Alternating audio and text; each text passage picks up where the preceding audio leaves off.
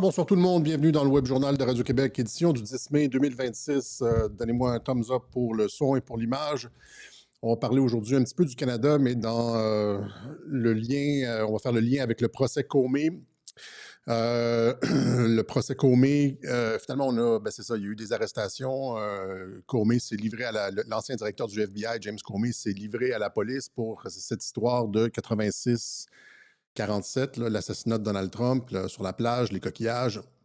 Et la date du procès a été fixée au 15 juillet prochain, donc c'est dans 2 mois. Oui. On va voir ça, un directeur du FBI qui passe devant les tribunaux. Imaginez ça, là, en France ou au Canada, le directeur de la GRC qui se retrouve devant, ou des RG en France qui se retrouvent en procès pour tentative d'assassinat ou bien proposition d'assassinat contre un président de la République. Imaginez ça. C'est ça les événements. Là, on regarde ça de loin comme si c'était rien, comme si c'était un show, comme si c'était un spectacle avec notre popcorn, mais dans la réalité, c'est immense. Ça ébranle les colonnes du temple. Et c'est ça. Donc, Comey, les choses s'accélèrent au niveau de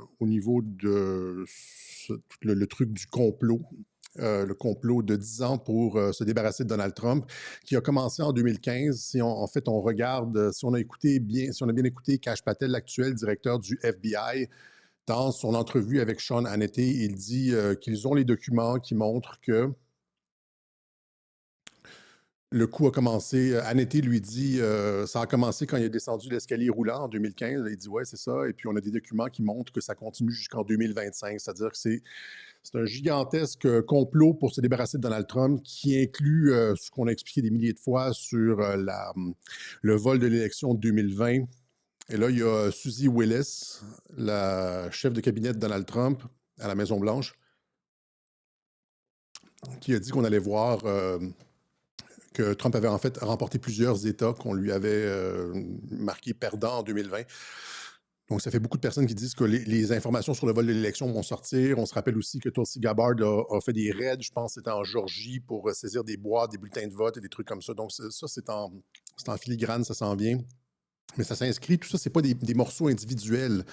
Ça s'inscrit dans une gigantesque tentative de destituer un président dûment élu. Un candidat, initialement, il y a un président dûment élu. C'est cette histoire de collusion avec la Russie, mais c'est pas que la collusion avec la Russie, c'est juste un élément de ça.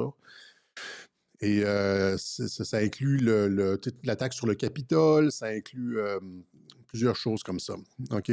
Donc, et là, il y a des gens qui disent qu'est-ce qui se passe avec Anthony Fauci? C'est demain la date limite pour son arrestation, pour qu'il soit accusé d'avoir menti au Congrès. C'est un peu comme James Comey, c'est-à-dire que James Comey va être. Je vais revenir sur James Comey. Là. James Comey qui a fort probablement eu une entente hors cours avec le camp Trump pour une accusation moins grande, c'est-à-dire qu'il sera pas, il va y avoir de la clémence dans cette histoire de complot, parce que je vais y revenir là, sur Comey, c'est le segment tout de suite après, mais c'est la même chose avec Anthony Fauci, c'est-à-dire, est-ce que tu veux coincer Anthony Fauci? Il n'y a rien qui va se passer demain, là. Est-ce que tu veux, le 11, est-ce que tu veux coincer Anthony Fauci pour avoir menti au Congrès, ou tu veux coincer Anthony Fauci pour cette histoire d'avoir participé à la tentative séditieuse de renversement, de haute trahison, de renversement d'un président, c'est-à-dire Anthony Fauci avec ses mensonges sur la COVID, etc., a participé à l'effort du coup d'État contre Trump. Donc ça, c'est haute trahison. Tu ne veux pas nécessairement l'arrêter pour avoir menti au Congrès. Puis si tu l'arrêtes pour avoir menti au Congrès, il ne peut pas être accusé une deuxième fois pour les mêmes crimes. C'est-à-dire, tu sais, il a menti au Congrès sur certaines informations concernant la COVID, etc., d'avoir dissimulé des trucs. Et puis là, genre, tu sais, il y a des dispositions légales. Tu veux l'attraper pour la plus haute peine possible, qui est le fait d'avoir participé au coup d'État contre le président Trump pour trahison, haute trahison, sédition, etc., et pas nécessairement pour avoir menti au Congrès. Donc, c'est comme ça que je le lis. Donc, soyez pas déçus. Je pense que c'est juste de la stratégie juridique. Et il y a aussi, plus tard dans le Web Journal, on va parler des arrestations de Jeffrey Epstein. Thomas Massie, qui est allé sur les ondes de Tucker Carlson cette semaine, le 6 mai, et qui a attaqué Donald Trump en disant Trump protège ses amis milliardaires qui sont, eux, dans le dossier Epstein. Voilà, c'est eux qui payent pour les trucs, tu sais, la réfection, le bal, tu sais, la salle de bal, l'arche, et Trump ne fait rien parce que ce sont ses donateurs. Et là, on va voir un peu, là, c'est une grosse critique, hein, on entend ça beaucoup en Europe, là, Trump, blablabla, Massy, tu sais, dit la vérité sur Trump, hein, on va voir un peu qu'est-ce qu'il y en est, OK? On va rentrer dans le détail et on va faire ce qu'on fait généralement à Radio-Québec, on va utiliser genre de nos super pouvoirs de logique pour comprendre un certain nombre de choses, OK? Donc, ça devrait être plus clair après ça, puis ça devrait avoir dissipé un certain nombre de doutes ici. Donc, les victimes d'Epstein complices du cover-up, parce que c'est un peu ça que ça laisse présager, là. Les victimes d'Epstein sont complices du cover-up. Imaginez ça, là. C'est plus tard dans le web journal. OK? Donc, Comey, c'est ça. Comey, donc le procès a été mis en place 15 juillet. Trump qualifie James Comey de flic corrompu alors que la date du procès de l'ancien directeur du FBI est fixée. Ça, c'est Time Magazine. Je vais juste rappeler encore une fois la raison pour laquelle je dis que Comey a eu une entente avec Trump, c'est parce que ça a été dit à plusieurs reprises. Premièrement, il y a son 647, là, 86-47, c'est 17. Là. En noir, c'est 17. 6 plus 4 plus 7, ça fait 17. Donc, encore une fois, c'est un clin d'œil. Pourquoi il l'a mis en noir? Pourquoi il a séparé le 8 du reste des nombres? C'est un clin d'œil pour qu'on puisse faire le lien, pour qu'on puisse comprendre. Donc, tu as 86 d'un côté, mais tu as 6, 4, 7 de l'autre. 17, ça, je l'avais dit initialement quand c'était sorti, ça. J'ai oublié de le dire la dernière fois. Et il y a toutes les pauses de Q où est-ce que Q dit, genre, tu sais, là, c'est le temps de la récolte, corn harvest, en relation avec Comey. Et quand on sait ce que veut dire la récolte, ça veut dire que quelqu'un, il récolte les informations. Comey a parlé. Comey a déjà dit ce qu'il savait. Il voulait, tu sais, faisait face probablement à la peine capitale. En tout cas, c'est certainement ça on lui a fait peur avec ça. Et il a... donc, on voit ici Harvest the Crop. Encore une fois, c'est le post 3599. J'utilise pas souvent Q pour mes trucs, mais dans le cas de Comey, c'est intéressant parce que c'est annoncé. Donc, on dit justement la récolte est arrivée et ça va être livré au public. Puis là, on mentionne le livre de Comey, Higher Loyalty. Donc, la récolte, etc., etc. Même chose dans d'autres posts, etc. Ici, est-ce que le maïs était prêt pour la récolte? Il l'est maintenant avec une photo de James Comey. En haut, c'est une photo que lui-même a publiée sur...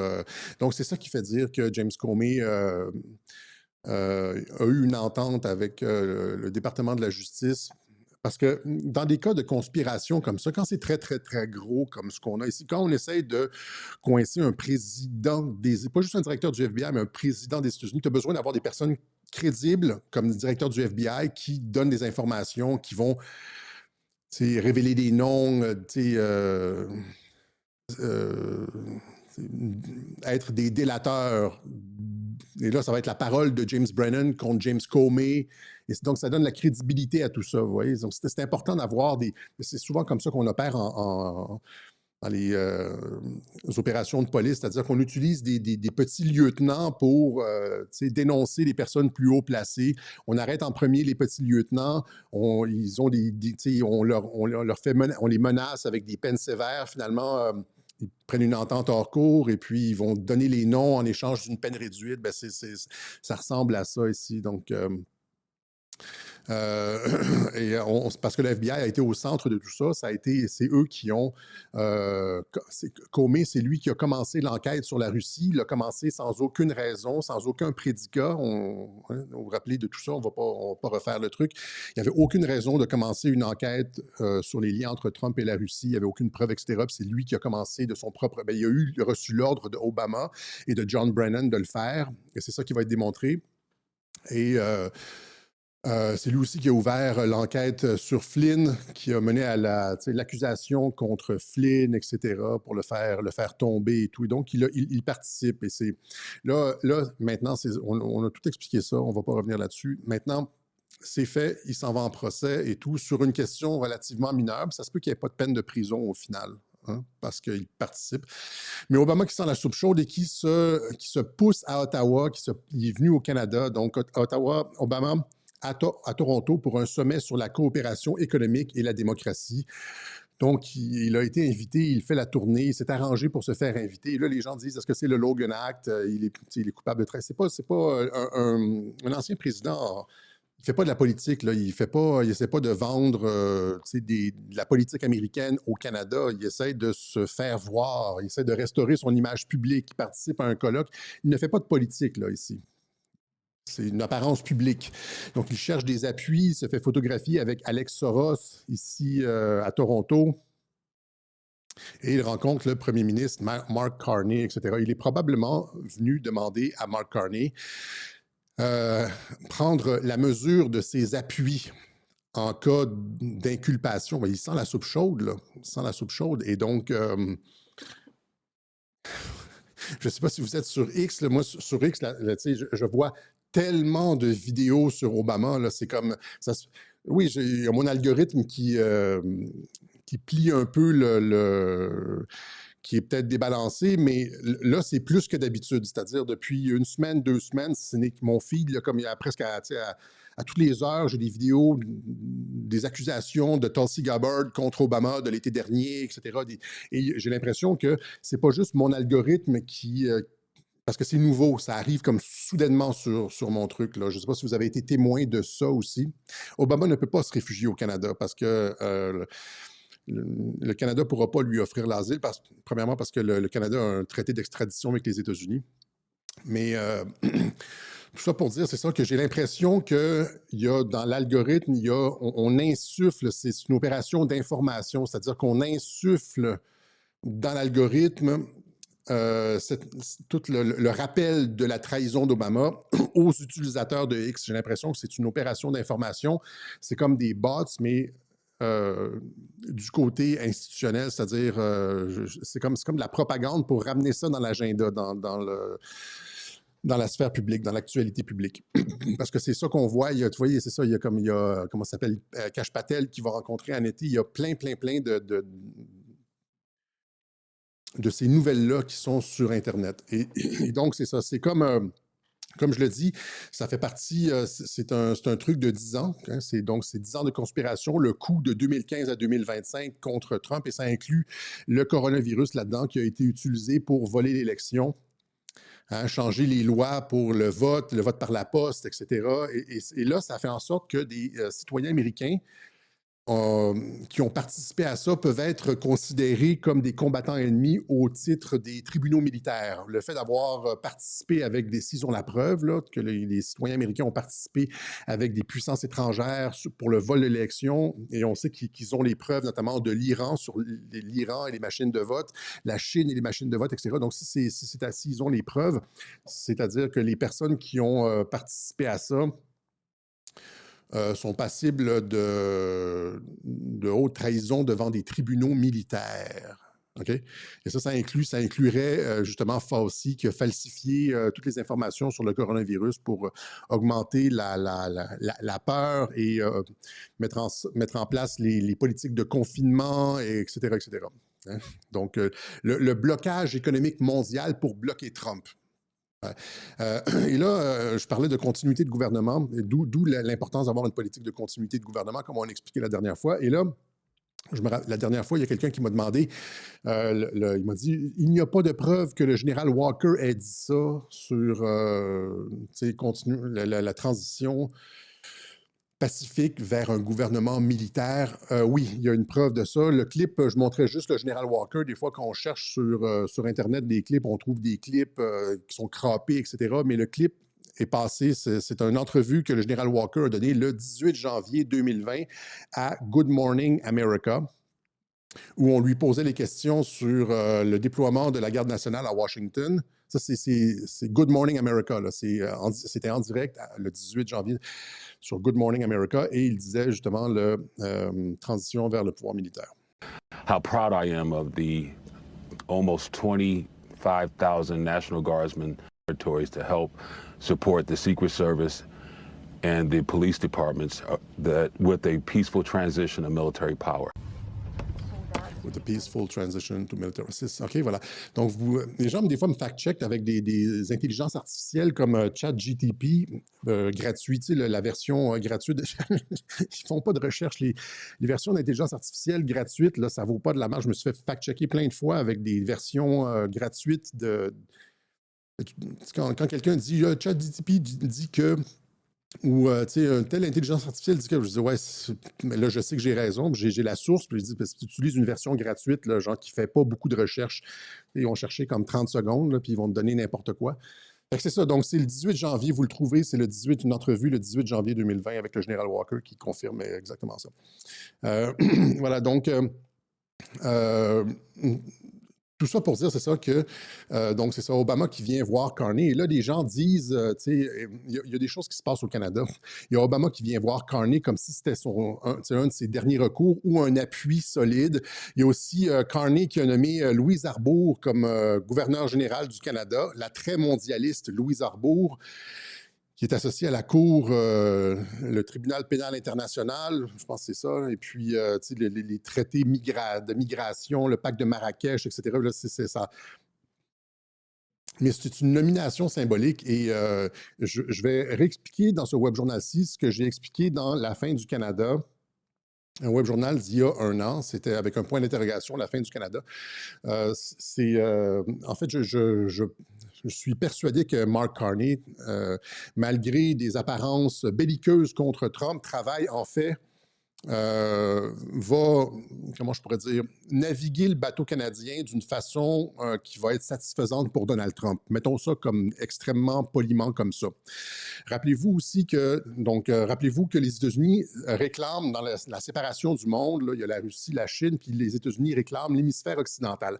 Rappelez-vous comment Trump a opéré avec Maduro, alors que c'était censé être un ennemi. Ils se sont pointés au-dessus de Caracas avec 12 hélicoptères sans être embêtés. Ils ont, on a tout expliqué ça. Et comment aussi Cuba semble aussi négocier avec les États-Unis pour une transition pacifique, etc., etc.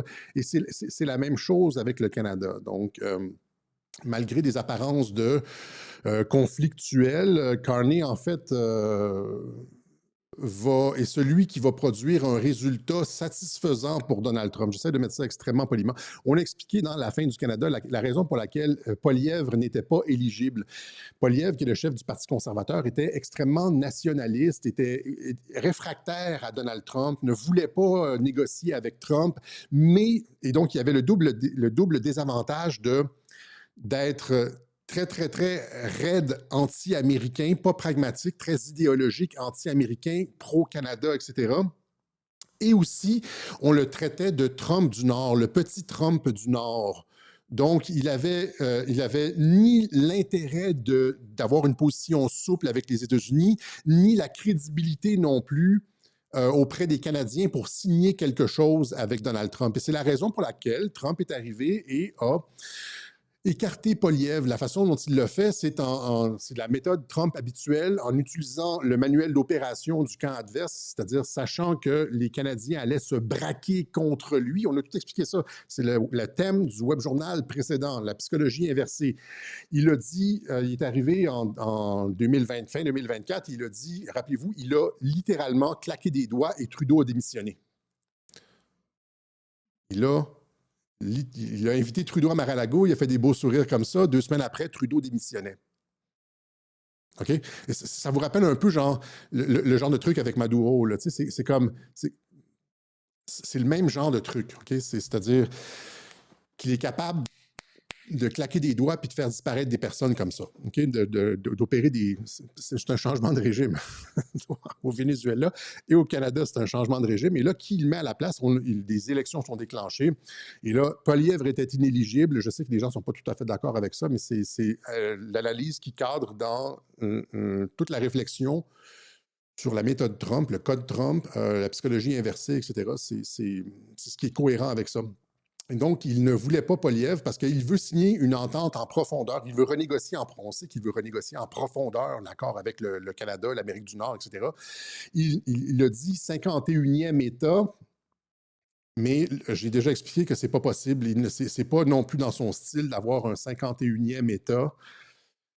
parce que ça prendrait des référendums et c'est très, très, très incertain. Et compte tenu de la réticence de la population canadienne, c'est un jeu extrêmement risqué. Et donc, ce qu'il veut, c'est plutôt ce dont il a besoin, c'est d'un technocrate, quelqu'un qui fait dans la finance, un pragmatique technocrate, oui, qui a été idéaliste, mais qui est surtout un technocrate pragmatique pour renégocier tout ça.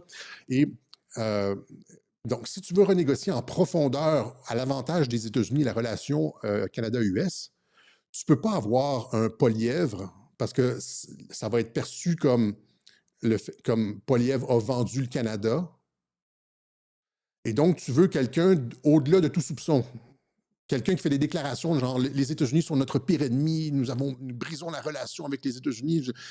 C'est pour quelqu'un qui nomme Louise Arbour comme gouverneur général pour montrer. Et là, notre analyse diverge de Promethean Action, par exemple, qui, elle, y voit comme la réponse de Carney à Trump, alors que c'est pas ça. Louise Arbour, absolument, la gouverneure générale n'a absolument aucun mot à dire, par exemple, sur le Golden Dome, les négociations de défense, les négociations des traités commerciaux USMCA. Donc, tout ce que Trump veut, la gouverneure générale n'a absolument rien à dire là-dessus. C'est le gouvernement Carney qui va décider. Sauf que le fait de nommer Louise Arbour, ça lui donne comme, ça montre qu'il est indépendant. Et c'est la même logique qu'avec Netanyahou. Je vous ai expliqué qu'avec Netanyahou, pourquoi Trump appuie Netanyahou? Parce que si tu veux signer la paix en Palestine, si tu veux, comme un deuxième État, tu as besoin que ce soit la personne la plus dure pour convaincre les colons, pour convaincre les réticents. Les gens qui ne voudront pas l'État palestinien, c'est les colons puis l'extrême droite israélienne. Fait que cela fait que si tu as un mou qui signe l'État palestinien, il va se faire descendre comme le premier ministre Yitzhak Rabin dans les années 90. Il voulait signer la paix avec Arafat. C'était considéré comme un mou. Il s'est fait descendre par un colon. Et donc, pour que les personnes les plus réticentes à ça soient à bord du bateau, tu as besoin que ce soit le boucher de Gaza, le plus dur qui signe, parce qu'ils vont se dire, je l'ai déjà expliqué, on ne pourra... Si le plus dur d'entre nous signe ça, on n'aura jamais une meilleure... une meilleure garantie. C'est une caution, disons. Ouais. Et là, ici, c'est la même chose avec Carney, c'est-à-dire que les gens qui sont déjà convaincus, qui veulent devenir le 51e État canadien, américain, n'ont pas besoin d'être convaincus. Ceux qui ont besoin d'être convaincus, c'est les gens de l'autre côté, ceux qui détestent les États-Unis, qui détestent Trump, etc. Et donc, pour que ces gens-là, c'est la même logique, pour que pensez art of the deal en négociation, là, pour que les personnes les plus réfractaires soient d'accord avec la renégociation, le résultat de la renégociation, il faut que ce soit une personne anti-Trump qui renégocie et qui... parce que si c'est Poilievre, ça va être considéré comme une vente de feu, alors que si c'est Carney, ils vont se dire « on a fait notre maximum ». Mais si lui pense que c'est correct, ça doit être correct, ça doit être juste, parce que c'est le plus dur d'entre nous. Il a fait tout ce qu'il pouvait pour se battre contre les États-Unis. Et vous voyez un peu, encore une fois, c'est de la psychologie inversée, mais c'est... Et donc, on rappellera, encore une fois, Louise Arbour n'a absolument aucun pouvoir. On rappellera que Brookfield, la compagnie de Mark Carney, a à peu près 60% de ses actifs aux États-Unis, seulement 6% de ses actifs au Canada. 6%, moins de 10%, 6% de ses actifs au Canada, 10 fois plus. 60% de ses actifs aux États-Unis, puis après ça, c'est Europe, Asie, etc. Mais 60% de ses actifs aux États-Unis, vous comprenez? C'est presque la majorité de ses actifs sont aux États-Unis. On se rappellera aussi que Mark Carney et Jared Kushner sont partenaires d'affaires. Carney est venu à la rescousse de Jared Kushner il y a quelques années. Les Kushner cèdent le 666 Fifth Avenue à Brookfield dans le cadre d'un bail de 99 ans.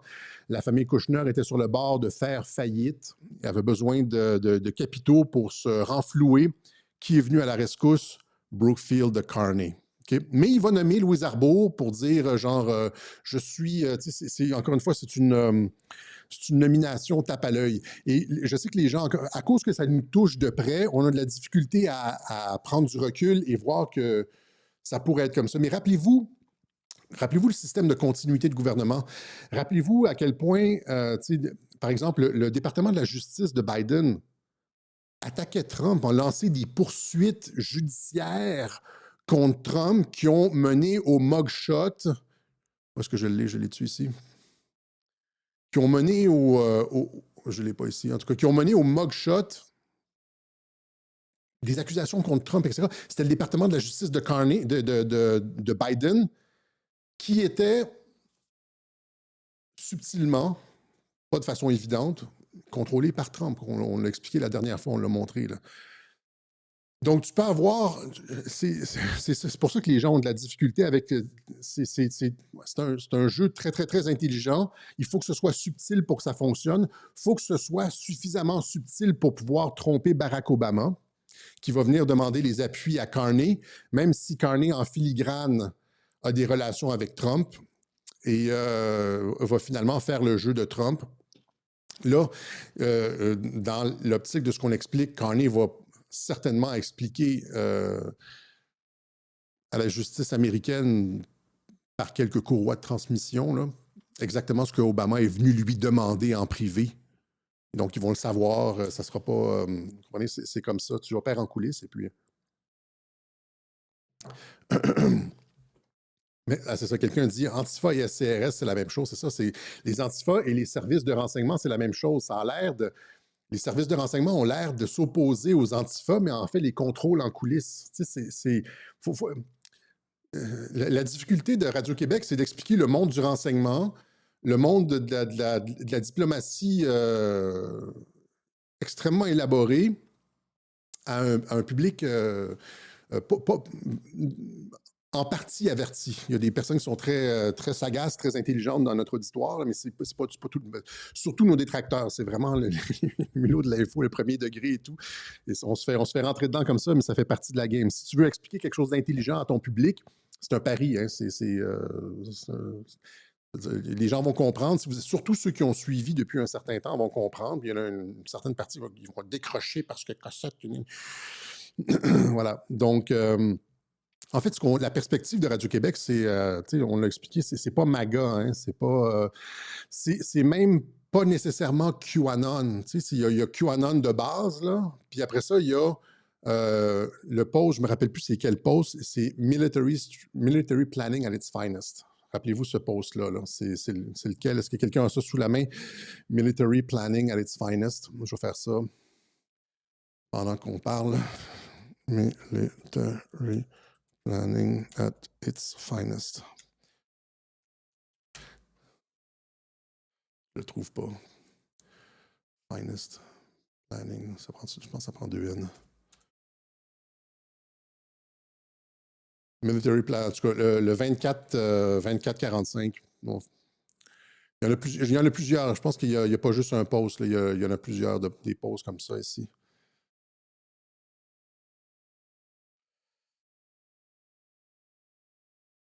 En bas, la dernière phrase, Military Planning at its finest.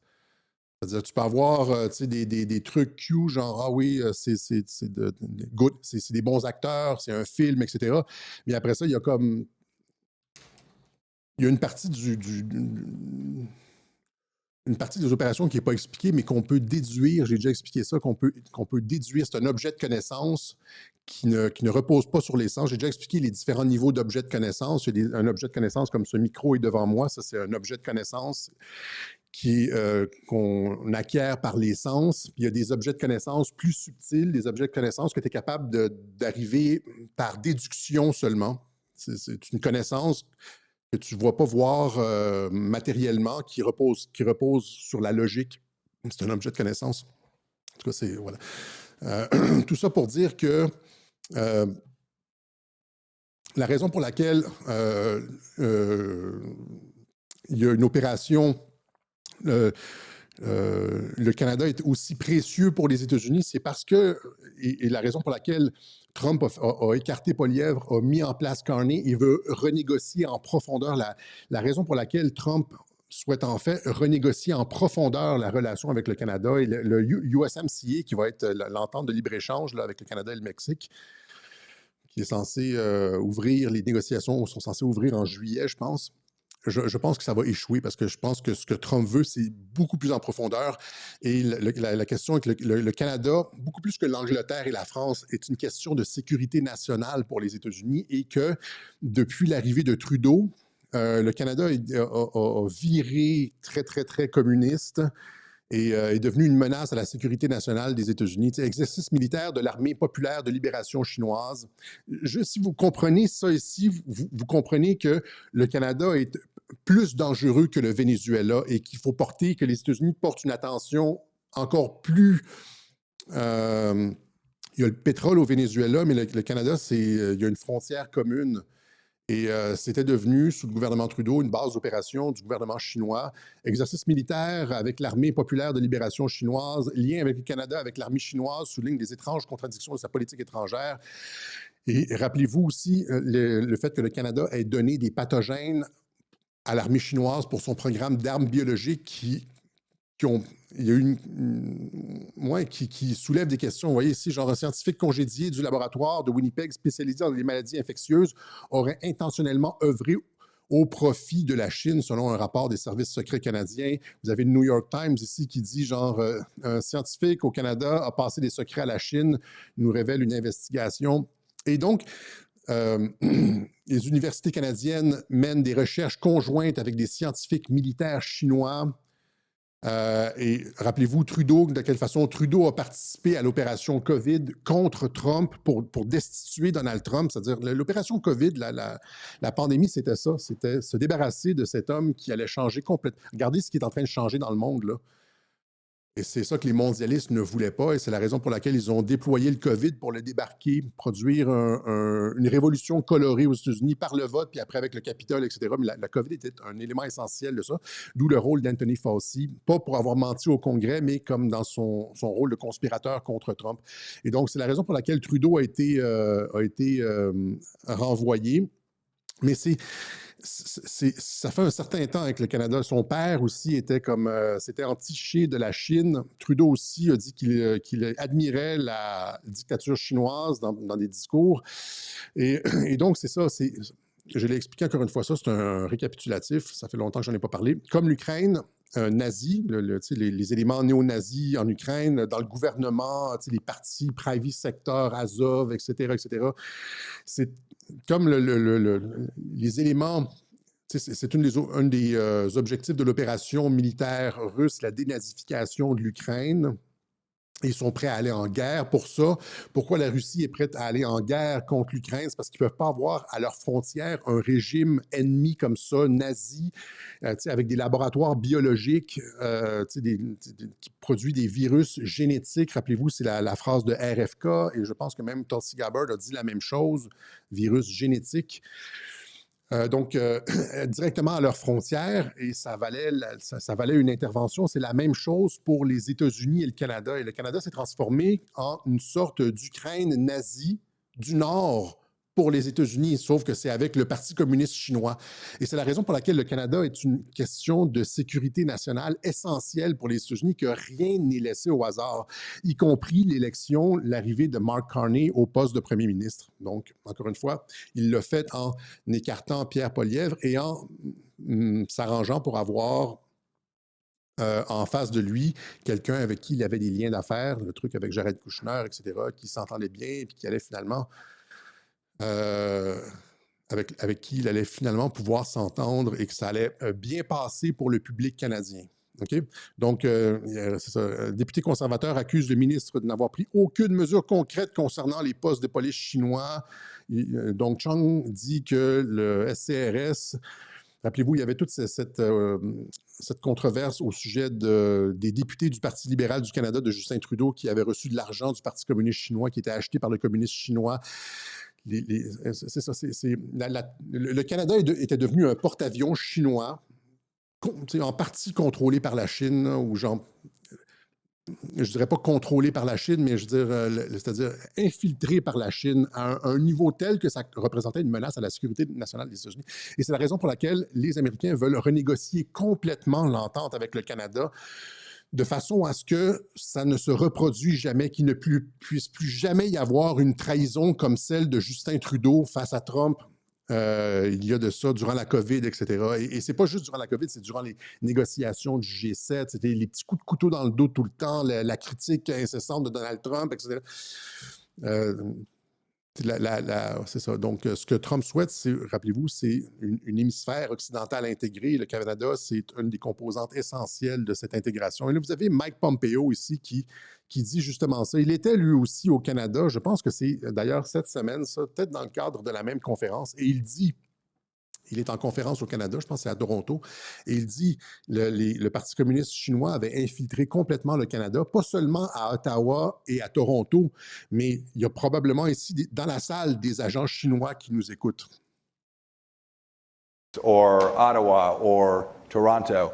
The Chinese Communist Party is hard at work inside the gates here, right where we're sitting today. I'll bet, can't see very much out there, but I will bet you that there are Chinese Communist Party affiliated people in this room today. And by the way, dans cette salle même, les agents chinois dans cette salle même. Et là, les gens disent, Pompeo, c'est un traître, il voulait tuer Julian Assange, etc. Non, non, non. On a expliqué à plusieurs reprises que c'est non, non, non. Pompeo, l'ancien directeur de la CIA, n'est pas un traître. On a expliqué, on a donné les exemples de ça, notamment le fait qu'il a été travaillé pour Nippon Steel parce que l'acier américain n'était plus fiable. Obama avait permis l'acquisition d'un acier de moins bonne qualité pour les tanks, qui faisait en sorte que les tanks américains étaient vulnérables. Donc ça, c'est un autre élément de la trahison d'Obama. Et ces tanks-là, les Abrams, ont été envoyés en Ukraine. Ils ont tous été détruits. C'était une déception complète. Et les Patriotes ont envoyé Pompeo à Nippon Steel pour vérifier que l'acier soit de première qualité. Donc, ils lui font confiance, etc., etc. C'est toujours des petites parenthèses parce qu'il y a des gens tout le monde n'écoute pas les web journaux et puis on se retrouve toujours avec des commentaires dans le genre mais que dis-tu, Alexis? Pompeo, c'est un traître? Non, c'est pas un traître. Mike Pence non plus, c'est pas un traître. Mike Pence était au courant du programme de continuité de gouvernement et c'est obligatoire parce que le vice-président a les mêmes informations que le président. C'est le même information package, les mêmes briefings, les mêmes tout. Il a lui aussi le doigt sur le bouton, il peut et tout ça. Voilà. Donc alors que Carney se pose en adversaire irréductible de Trump, il peut pratiquement faire ce qu'il veut en politique. C'est-à-dire qu'à partir du moment où est-ce que tu nommes Louise Arbour comme gouverneur général et tu fais des déclarations genre anti-Trump, dans le genre, Carney affirme que les liens du Canada avec les États-Unis sont devenus une faiblesse. Imaginez ça, là, c'est comme, il dit que les liens du Canada avec les États-Unis sont devenus une faiblesse. C'est-à-dire que tu ne veux pas négocier essentiellement. Et ça encore une fois, c'est pour un public canadien. C'est pour un public canadien. C'est comme quand Netanyahou parle du Grand Israël. Là, il parle à l'extrême droite israélienne. Pas quelque chose qui a une effectivité réelle. Donc, c'est que ça lui donne de la crédibilité auprès des personnes qu'il souhaite convaincre. La raison pour laquelle il est là, c'est pour aller ramener avec lui les personnes qui seraient difficiles à convaincre. Et c'est ça qu'il fait ici. Rappelez-vous son discours de Davos aussi, où il dit qu'il n'avait plus besoin des États-Unis, etc., etc. Et donc, tant qu'il fait ce genre de gestes symboliques-là, comme nommer Louise Arbour, etc., etc., il peut par la suite prendre des mesures qui avantagent Trump sur le terrain, qui avantagent les États-Unis sur le terrain. Par exemple, on en a quelques-unes ici, on les a déjà notées. Hein. Donc, par exemple, ici, dans l'article sur la renégociation de l'accord de libre-échange, on a ça ici. Donc, notamment l'augmentation, ce que Carney a fait, qui favorise, on n'est pas du tout dans la rupture de la relation avec les États-Unis. C'est bien au contraire, c'est-à-dire c'est du blabla public. Puis c'est comme Trump, c'est-à-dire regardez pas ce qu'il dit, regardez les actions. Puis au niveau des piliers importants du mondialisme, le Canada a reculé. Le Canada du très mondialiste Carney a reculé. Notamment ici, il considère, il est en train d'augmenter les défenses, le budget de la défense canadienne. On est passé jusqu'à 2 %, ça va augmenter rapidement jusqu'à 3,5 et il veut 5 % d'ici 2035. Il a également chargé le ministre de la Défense nationale du Canada d'entamer des discussions sur le plan de défense antimissile du Dôme d'Or. Oui, on va faire partie du Dôme d'Or, donc, de M. Trump. Dans cette optique, le 16 juillet 2025, le ministre canadien de la Défense nationale a levé toutes les restrictions imposées à la défense aérienne et antimissile du Canada. Les négociations se poursuivent, etc. Donc, il veut participer au Dôme d'Or, contrairement à ses déclarations publiques. Même chose ici avec l'immigration. Il a réduit, il a pris beaucoup de mesures qui vont exactement dans le sens de ce que Trump dit sur l'immigration. Tu sais, les libéraux, là, leur base électorale, c'est beaucoup l'immigration indienne en plus. Et là, il coupe sa base électorale. Ça a toujours été le stratagème de faire rentrer des millions de personnes, leur donner le droit de vote. Et puis, tu sais, finalement, on l'a expliqué avec la Somalie, là, c'est le truc. Hein, tu les laisses stationner sur l'aide sociale ou whatever, tu leur donnes des bénéfices ou les immigrants votent pour le parti qui en laisse le plus rentrer. Puis, mais là, il fait le contraire de ça. Donc, il va contre. C'est comme si, pensez-y, c'est comme si les démocrates aux États-Unis, Gavin Newsom disait nous allons réduire l'immigration. Est-ce que ça sonne, ou Alexandra Ocasio-Cortez disait on va réduire l'immigration. Est-ce que ça sonne comme quelque chose que les démocrates feraient, comme Tim Walz ou quelque chose comme ça? Or, c'est exactement ce que Carney a fait. Il réduit l'immigration. Il y a eu un pic, puis là, c'est en train de se résorber. Avec son projet de loi sur l'immigration, le premier ministre canadien cède aux pressions de Trump sur l'immigration. Est-ce que les démocrates font ça? Est-ce qu'ils cèdent sur l'immigration? Est-ce qu'ils cèdent aux pressions de Trump? Non. Carney, oui. Ici, donc, une étude révèle une forte baisse des inscriptions d'étudiants internationaux au Canada. Les étudiants internationaux, c'était une des portes d'entrée de l'immigration, comme c'est la porte dans l'arrière. Il y a l'immigration officielle, il y a les clandestins qui arrivent par le chemin Roxham, et après ça, il y a les étudiants internationaux qui demandent l'asile ici, rendu là, plus ci, plus ça, plus ça. Mais il a fermé, il y a une couple de mesures sur l'immigration, puis il a fermé toutes les portes. Pensez-vous que les démocrates feraient ça aux États-Unis? La réponse, c'est non. Même chose avec les changements climatiques, et c'est là encore une fois, les démocrates sont sur le Green New Deal, etc. Pas du tout, Carney, pas du tout, et les organisations vertes s'en plaignent. L'absence du Canada au sommet de haut niveau des Nations unies sur le climat sème la confusion et les certitudes, nous dit le Réseau d'action Canada-Climat. Carney supprime la taxe carbone pour les consommateurs, sa première mesure en tant que premier ministre, etc., etc. Donc, sur les points comme les changements climatiques, l'immigration, la défense, etc., il va dans le sens de Trump. Il n'est pas du tout dans le braquage. Mais il va nommer Louise Arbour comme pour assurer les... c'est-à-dire que, étant donné qu'il a dit que la relation avec le Canada était terminée et qu'il a nommé Louise Arbour, une anti-mondialiste, etc., il peut passer des mesures comme ça, puis ça passe comme une lettre à la poste. Mais quand on regarde les trucs en filigrane, vous voyez que sur les questions de fond qui tiennent à Trump, défense, immigration, climat, il est sur la ligne Trump. Okay? Donc, alors que s'il combattait Trump, il ne serait pas du tout là-dessus. On s'entend que il serait encore sur la ligne Trudeau, là. Changement climatique de fou, et puis l'immigration, il ouvrirait... Et là, au niveau économique, là, il endette le Canada. C'est-à-dire que qu'est-ce qui se passe quand on endette le Canada? Pour maintenir la base industrielle canadienne contre les tarifs de Trump et le déplacement d'entreprises vers les États-Unis, pour garder la base, les entreprises canadiennes à un niveau compétitif, ils s'endettent. Et donc, c'est ça ici, vous voyez. Donc, ça, c'était il y a 2 semaines. Le 5 mai, il y a une semaine. Ottawa promet une aide de 1,5 milliard de dollars. Guerre commerciale, Ottawa débloque 1,5 milliard pour soutenir les entreprises. Depuis avril, un virage dans la politique commerciale américaine ébranle les manufacturiers québécois et canadiens. Les droits de douane s'appliquent désormais à la valeur totale des produits. Et là, le Canada débloque une autre, parce qu'il y en a eu d'autres, une autre aide de 1,5 milliard de dollars. Mais évidemment, le Canada n'a pas cet argent-là, puisque le Canada est endetté. Le Canada a une dette, où est-ce que je l'ai mis, la dette? On a un déficit de 66 milliards de dollars cette année. Alors ça va s'ajouter sur le déficit. Donc, on soutient nos entreprises avec du déficit. Et ça, ce n'est pas une stratégie gagnante à long terme. Ça réduit notre marge de manœuvre. Un déficit comme ça, là, ça réduit notre marge de manœuvre dans les négociations. Ça réduit notre compétitivité fiscale, etc., etc. Vous avez d'ailleurs un certain nombre d'entreprises qui ont déjà quitté pour les États-Unis.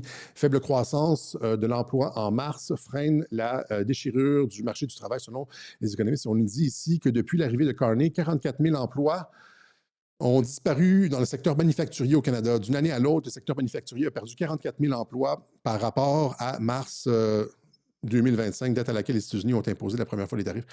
44 000 emplois, c'est 44 entreprises de 1000 emplois qui ont fermé leurs portes. Et donc, c'est ça, il y a plusieurs, notamment dans le secteur automobile. Honda transfère sa production du CR-V vers les États-Unis. Ici, il y en a d'autres, là. Je ne vais pas toutes les nommer. La guerre commerciale, la guerre commerciale de Trump lui vaut une victoire majeure sur l'industrie automobile canadienne. Stellantis a déménagé vers les États-Unis. Le premier ministre de l'Ontario critique Trump après que Stellantis ait annoncé son intention de transférer les... Tout ça pour dire que on perd de l'emploi manufacturier. Il y a une partie de cette perte-là qui est transférée vers les États-Unis, mais ce n'est pas une catastrophe complète, nous dit les affaires ici. Pari raté de Trump, le Canada évite la migration manufacturière parce que le Canada s'endette pour maintenir son industrie. Donc, si le Canada ne dépensait pas des sommes astronomiques de milliards de dollars pour maintenir l'industrie aurait tendance à migrer vers les États-Unis. Mais là, ce qu'on fait, c'est qu'on maintient en s'endettant. Ça, encore une fois, c'est une stratégie qui fait juste creuser le déficit et qui plombe le Canada, Et donc, c'est ça réduit notre... c'est-à-dire que c'est très, très, très difficile de résister à une guerre commerciale qui est lancée par les États-Unis contre le Canada, okay? Puisque la majorité de nos manufactures, de nos produits manufacturés vont et de nos ressources naturelles vont vers les États-Unis. C'est très difficile de... Tout ça pour dire que la position du Canada est affaiblie et que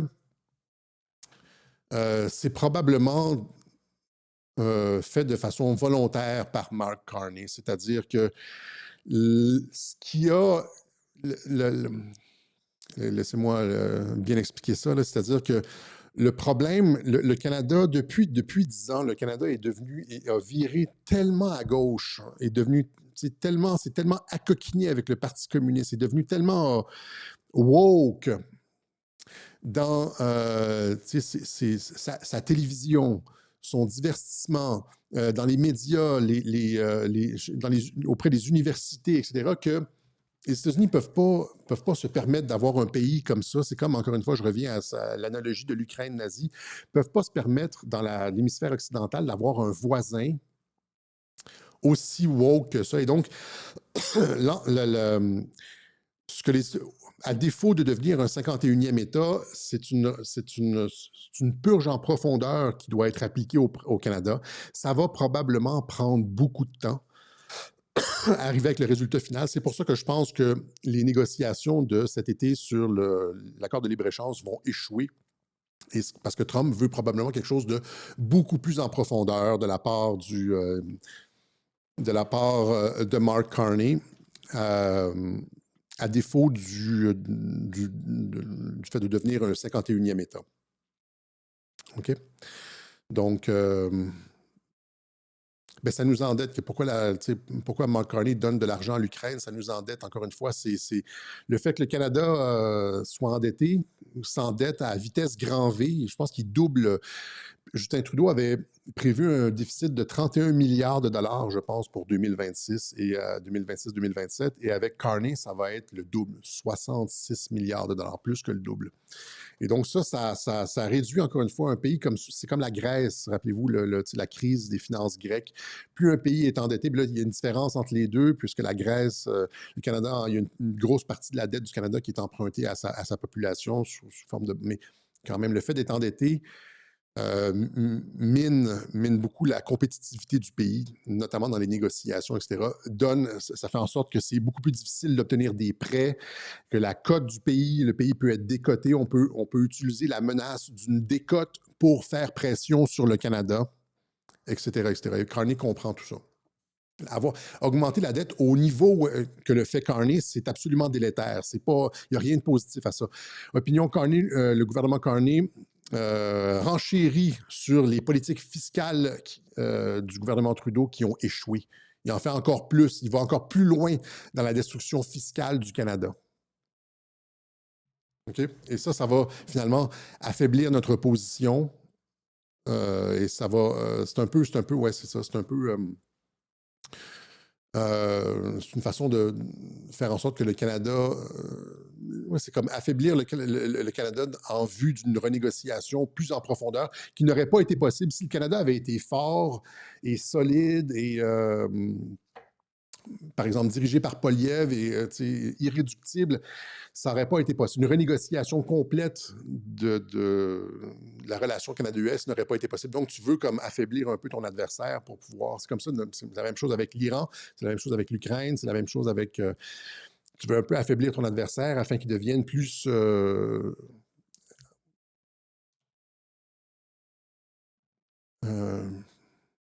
plus apte à négocier. Voilà. Donc, ça, c'était pour ça. Maintenant, on va terminer avec ça ici. Est-ce que j'avais autre chose? C'est ce que je... Donc, sur Carney et le Canada, je réitère ma position. Je ne pense pas que Carney... je pense que c'est comme Joe Biden sous un programme de continuité de gouvernement. C'est pas exactement la même chose, là, mais que sous une apparence belliqueuse anti-Trump, comme Joe Biden, là, il y avait une apparence belliqueuse anti-Trump avec le raid sur Mar-a-Lago, etc. Et les poursuites en justice contre Trump sous une apparence belliqueuse contre Trump, en fait, au niveau de l'exécutif, il y avait comme une forme de pilotage de la part des patriotes de la présidence de Joe Biden. Et c'est un peu la même chose avec Mark Carney. Peut-être pas, c'est pas le même modèle, etc., mais c'est un peu la même chose. Et donc, quand il fait des déclarations anti-Trump, anti-US, etc., il faut voir ça... faut prendre ça avec un grain de sel. OK? Voilà. Donc, arrestation de Trump aussi, arrestation des clients de Jeffrey Epstein. Thomas Massie coule Trump sur le dossier Epstein et donc il est passé chez Tucker Carlson et il dit il n'y a pas d'arrestation parce que toutes les personnes autour de Trump, les milliardaires autour de Trump financent ses projets d'infrastructure, etc. Et c'est la raison pour laquelle il n'y a pas d'arrestation. Je vous montre le vidéo traduit par les filles les soldates traductrices. Je pense que c'est Quadrillage Traduction et Hello Traduction. Et 2 mois plus tard, mais c'est quoi ça? Et peut-être qu'il y a un lien, je ne sais pas, je ne fais que supposer. Qu'est-ce que c'est? Ce sont les gens qui financent la salle de bal, ceux qui financent l'Arche, ceux qui financent la refonte de l'image du Kennedy Center. Ce sont ces mêmes personnes qui financent aussi mon adversaire. Ce sont ces personnes qui ont l'oreille du président. Ce sont ces gens-là qui influencent et dominent nos décisions en matière de politique étrangère. Ce sont les milliardaires. Et ce sont aussi ces mêmes personnes qui figurent dans les dossiers d'Epstein. Enfin, la plupart, ça peut être leurs amis, leur cercle social. Je veux dire, stop. Je veux que tout le monde s'arrête et réécoute ce que nous venons de dire. On dit essentiellement que les personnes dans le dossier Epstein, les personnes ne sont pas arrêtées parce que c'est les milliardaires qui financent Trump. Et là, tout le monde dit, ouais, Trump est compromis, etc., etc. Mais là, on va juste, encore une fois, appliquer, ça c'était le 6 mai 2020, plus tôt cette semaine. On va juste appliquer un élément de logique. Comment ça se fait que Massie, qui lui-même a les noms, comment ça se fait qu'il ne les révèle pas? Et comment ça se fait que les victimes de Jeffrey Epstein, elles aussi, ne révèlent pas les noms? C'est-à-dire que Thomas Massie a déjà dit au mois de février dernier que si les victimes le voulaient, il allait, parce qu'il a l'immunité du Congrès, il allait révéler les noms devant le Congrès. Alors, je vous montre le clip où est-ce qu'il dit ça.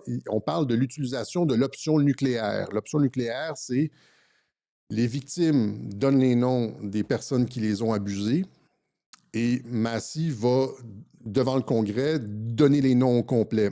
Or, bizarrement, ça ne s'est pas passé. C'est-à-dire que Massie n'a pas opéré avec ça, puis les victimes sont encore silencieuses là-dessus. Je vous montre Massie qui dit qu'il se propose d'utiliser l'option nucléaire. I'm ready to do that if the victims want me to. They believe that the best way to get justice is to force the DOJ to release these names. I've already read one name in a committee with the FBI director there. That's Jess Staley. And again, he may or may not be guilty, but he's been accused by these victims, the lawyer tells me. And there are other names. I don't have them in my possession, but if the victims want to give them to me, I've expressed that I'm willing to do that. But again, the best way is to force the DOJ to release those names on those 302 forms. Donc, 6 sommes cités au Congrès américain. Pourquoi tant de passages sont-ils caviardés dans le dossier Epstein, nous dit Al Jazeera. Dans un message publié sur X, Massey a déclaré avoir consulté une liste de 20 noms figurant dans les documents, dont 18 avaient été caviardés. Il a déjà mentionné 3 noms en public. Et il y a un autre, je pense, c'est un démocrate qui a révélé 6 noms en public. Et il y a un autre 20 noms qu'ils ont, qu'ils disent avoir, et pourtant pour lesquels ils n'ont rien fait, ils n'ont rien dit, il n'y a pas de sortie publique. Je vous montre donc Massey qui dit qu'il y a encore 20 noms. Lui, il est au courant de 20 noms que le DOJ ne révèle pas. You replied, according to the transcript, includes at least 19 other individuals, one Hollywood producer worth a few $100 million, one royal prince, one high-profile individual in the music industry, one very prominent banker, one high-profile government official, one high-profile former politician, one owner of a car company in Italy, one rock star, one magician, at least 6 billionaires, including a billionaire from Canada. Il sait exactement c'est qui, mais il ne révèle pas les noms. Il a dit, il a proposé d'utiliser l'option nucléaire, d'utiliser son immunité du Congrès pour aller révéler les noms. Il a les noms, mais il ne le fait pas. Même chose avec les victimes. Et même Melania les a invités à venir témoigner devant le Congrès. Massey a dit, si les victimes me donnent les noms, je vais aller lire les noms devant le Congrès. Or, qu'est-ce qui s'est passé? Rien. C'est-à-dire que les victimes n'ont pas procédé avec l'option. Et là, qu'est-ce qu'on a à comprendre de tout ça? Pourquoi les victimes sont-elles silencieuses? Pourquoi elles ne donnent pas les noms à Massey pour que Massey aille les lire devant le Congrès? Tu sais, elles pleuraient devant le micro, etc. Puis là, tout d'un coup, mais elles ne veulent pas elles ne donnent pas les noms. Je ne sais pas si vous avez peut-être un milliardaire au Canada, les gens de l'industrie automobile en Italie, je ne sais pas c'est quoi, Ferrari, whatever. Chanteurs rock, ils ont les noms. Pourquoi ils ne les révèlent pas? Pourquoi ils ne les révèlent pas? Eh bien, ils ne les révèlent pas parce qu'ils sont exactement sur la même logique que Trump. C'est-à-dire qu'ils savent qu'on doit attendre le bon moment pour le faire. C'est une question de timing. Est-ce que vous avez une autre explication? Massey a les noms, les victimes ont les noms, mais là, en février, il dit qu'il va utiliser son immunité pour révéler les noms. Et là, on est 3-4 mois plus tard, mars, avril, mai, on est 3 mois plus tard et il n'y a toujours rien au niveau de Massey, au niveau des victimes, aucune révélation, les noms n'ont pas été lus devant le Congrès, etc.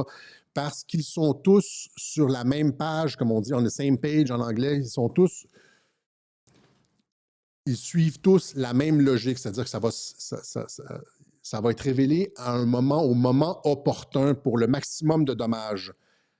Sinon, finalement, ils font exactement la même chose que Trump. Trump ne publie pas les noms, OK, mais Massey non plus ne publie pas les noms et les victimes non plus ne dénoncent pas. Et donc, Trump est exactement dans la même logique que Massey et les victimes. Et là, les gens disent il n'y aura jamais d'arrestation, etc. Vous pensez que les victimes n'ont pas envie d'avoir justice? Vous pensez qu'elles vont se taire? Non, c'est que le travail de Massey, c'est de pointer du doigt les personnes autour de Trump, comme il vient de le faire, notamment des gens comme des binationaux américano-israéliens. Quand il parle de milliardaires, là, il parle de ça là, aussi en partie. Et ouais, c'est ça, c'est-à-dire que de faire attendre d'arriver au moment opportun. Sinon, je demande humblement au public quelle est votre interprétation sur les faits que même Melania a demandé aux victimes de témoigner. Tout le monde veut qu'elles témoignent. Elles veulent donner les noms. Elles ne le font pas. Elles se retiennent. Pourquoi il n'y a rien qui se passe? Elles font finalement exactement la même chose que Trump. C'est-à-dire que tout le monde attend le moment opportun. OK? Voilà, donc ça, c'est ça. Et tout ça pour dire que finalement, c'est ça. Cette stratégie ouais, double tranchant, double visage, vise justement à montrer une partie de l'influence, les victimes d'Epstein, hein, c'est l'influence qu'Israël tenait sur la politique US et le réseau Epstein un petit peu partout ailleurs dans le monde. Et cette stratégie de guerre de 5e génération pour réduire l'influence d'Israël sur la politique américaine porte ses fruits, puisque, ça c'est des sondages récents là, de cette semaine, les Israéliens ne sont plus en tête en matière de sympathie des Américains pour le Moyen-Orient. Il y a plusieurs sondages ici, Pew Research, les opinions négatives à l'égard d'Israël et de Netanyahou continuent de progresser aux États-Unis, notamment chez les jeunes. Les Canadiens ont une opinion négative d'Israël, mais restent attachés aux droits fondamentaux, selon un sondage léger. Ça, c'est une stratégie que les patriotes ont faite ici. C'est appliquer une stratégie de soft power. C'est la stratégie qu'Israël déployait, une stratégie de soft power, tu cooptes les élites, les médias, les évangélistes aux États-Unis, puis tu fais rayonner Israël de cette façon-là. C'est pas le pouvoir militaire, c'est pas le hard power, c'est du soft power. Israël avait une stratégie de soft power, et là, ils sont en train de perdre cette stratégie de ce soft power qu'ils avaient, cette ascendance sur l'opinion publique internationale, notamment en raison de la guerre de Gaza, ce qui se passe un peu partout, la guerre en Iran, le fait que Trump dit, que Marco Rubio a dit genre, oh, on a fait ça à cause d'Israël, puis c'était supposé être une gaffe, mais c'était pas une gaffe, et puis ça, c'est le résultat de ça, une désarticulation, une perte de contrôle d'Israël sur les institutions américaines. Je l'ai expliqué pourquoi, quand une population change d'opinion, ça devient plus facile pour les politiciens de prendre leur distance. Où il y a certaines idées qui deviennent plus payantes, d'autres qui le sont beaucoup moins en termes d'élection, de réélection, etc. Et là, c'est une question de soft power. Voilà. Donc, tout ça en maintenant des relations amicales avec Israël, mais ce n'est plus une relation à sens unique, et éventuellement, Israël va devoir lâcher du lousse et signer la paix au Moyen-Orient. Voilà. Alors, c'est ce qu'on avait pour vous aujourd'hui. Je pense que c'est ça, donc on va laisser ça ici. On va remercier ceux qui ont fait une contribution au Web Journal de Radio-Québec, ceux qui nous permettent de continuer à faire ces analyses-là. Ce que j'ai dit sur le Canada, je pense que je l'avais dit d'une certaine façon à gauche et à droite dans plusieurs web journaux. J'ai fait un petit récapitulatif ici, mais c'est ce que je pense, que Mark Carney ne travaille pas de façon complètement antagoniste contre l'administration Trump, qu'il y a beaucoup plus de trucs qui se passent en coulisses, parce que le Canada est une priorité pour la sécurité nationale US, exactement comme l'Ukraine est une priorité pour la sécurité nationale de la Russie. Ils ne peuvent pas avoir une idéologie antagoniste comme le nazisme en Ukraine, etc., avec un pays. C'est la même chose avec le Canada et le communisme et le wokisme. Donc, on sait que les États-Unis sont en guerre contre le wokisme, mais le Canada, c'est un bastion du wokisme. La Chine est infiltrée, et donc, c'est une opération, c'est ça, rien n'est laissé au hasard. Et donc, voir dans la réalité, contrairement aux paroles et aux discours de Mark Carney, ce qu'il fait réellement, et ce qu'il fait réellement, c'est pas mal aligné sur la politique de Trump. Comme Biden, finalement, c'est un peu comme le programme de continuité de gouvernement. C'est pas évident, mais c'est ça. Et malgré, il va prendre une mesure ici, une mesure là, comme Biden laissait les femmes transgenres, ou même laissé la frontière ouverte pendant son mandat. Puis ça a l'air d'être contre l'idée d'une continuité de gouvernement, mais c'est ça, travailler en coulisses, c'est ça que ça requiert. Voilà. Donc, oui, est-ce que c'était un titre trompeur? Oui, c'était donc la fin pour Trump. Est-ce que, tu vois, les accusations de Massey qui disaient que Trump était un compromis, est-ce que c'était la fin pour Trump? Et puis, c'est la fin pour Trump, en fait, c'est le Canada pour la fin. Tu sais, on dit souvent que c'est ça le lien avec Israël. Là, tu sais, c'est qu'on dit que Israël pour la fin, ce que Trump veut, c'est négocier la paix au Moyen-Orient, avoir un État palestinien, puis finalement laisser la région. Et, tu sais, ça sera son plus grand héritage d'avoir réglé ce que personne n'a été capable de régler au Moyen-Orient. Donc, hein, c'est pour ça que Q dit Israël pour la fin, mais je ne pense pas que c'est Israël pour la fin. Je pense que c'est le Canada pour la fin. Je pense que le Canada va prendre, ça va prendre pas mal de temps à arriver à renégocier l'entente Canada-US. Ça va être douloureux. Et qu'on est là pour ça. Voilà. Qu'est-ce que j'ai à dire au propos de l'antivirus? Absolument rien. Absolument rien. Donc, c'est ça. La fin pour Trump, c'est le Canada. C'est le Canada. Puis la fin pour Trump, ce n'est pas les propos de Massey. Et l'antivirus, c'est rien. C'est probablement, tu sais, il y a des trucs comme ça. Vous devez voir ça. Hein, c'est-à-dire qu'il y a probablement des gens qui avaient des actions à vendre dans les compagnies pharmaceutiques. Que tu t'arranges avec tes contacts dans les médias pour créer, hyper quelque chose, là, faire monter en épingle une nouvelle. Genre, il y a toujours des cas d'antivirus à toutes les années, là, partout dans le monde. Là, tout d'un coup, c'est devenu une grosse préoccupation, de sorte que tu veux vendre des vaccins, tu veux que tes stocks, tes actions de compagnies pharmaceutiques augmentent. Fait que tu utilises les médias pour faire augmenter les stocks de compagnies pharmaceutiques. Il y a une partie de ça. De la même façon aussi que des fois, il y a comme on fait la même chose avec des menaces. Les Russes veulent, on dit que les Russes veulent attaquer la France, etc. Et là, pendant une semaine, tu as les actions des compagnies d'armement qui augmentent, les gens vendent quand c'est haut. Puis il y a des opérations comme ça d'influence sur le public pour faire monter, descendre les actions. Il y a probablement une partie de ça qui est vraie là-dedans, mais c'est rien. J'ai rien à dire là-dessus. Voilà. Voilà. Allez, on se donne rendez-vous la semaine prochaine pour une autre édition du Web Journal de Radio-Québec. Oui, Trump se garde le Canada pour la fin. C'est pas Israël pour la fin, c'est le Canada pour la fin. Voilà. Salut la gang. À la prochaine. Merci. Hein. Ben, c'est ça c'est les façons de nous aider. Là. On l'a suffisamment dit, vous savez comment. Si vous voulez que ça continue, Radio-Québec, on a besoin de votre soutien. Allez, ciao, ciao la gang.